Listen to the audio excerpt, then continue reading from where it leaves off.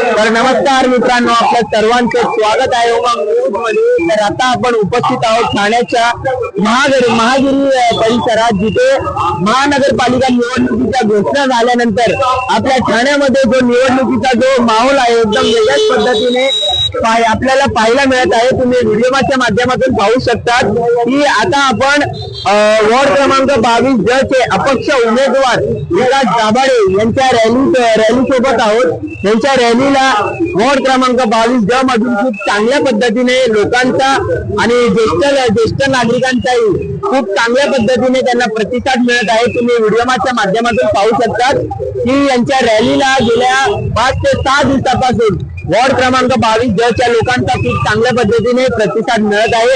तुम्ही व्हिडिओच्या माध्यमातून पाहत आहेत की ज्येष्ठ नागरिक सुद्धा विकास दाभाडे साहेबांचे जे कटआउट आणि जे झेंडा आहे ते घेऊन फिरत आहेत आणि विकास दाभाडे यांच्या पक्षाचं चिन्ह आहे शिट्टी। यावेळेस त्यांनी ठरवले आहे की शिट्टी वाजणार म्हणजे वाजणारच आणि वॉर्ड क्रमांक 22 ज च्या लोकांचं असं मनोगत आहे की आपल्या वॉर्ड क्रमांक 22 ज चा विकास जर करायचा असेल तर आपले विकास दाभाडे यांना आपल्याला प्रचंड बहुमताने विजय करून द्यायचा आहे, असं त्यांचं सर्वांचे मनोगत आहे।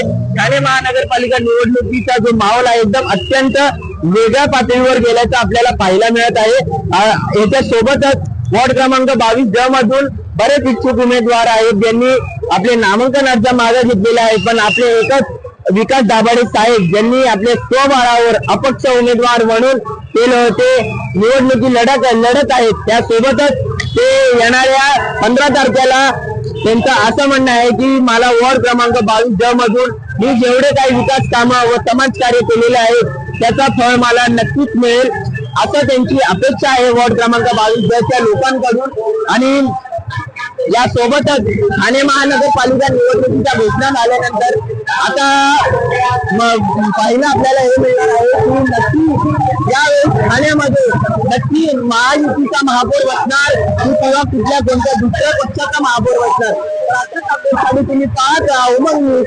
मी गौरव गावडे, कॅमेरामॅन प्रतीक सोबत।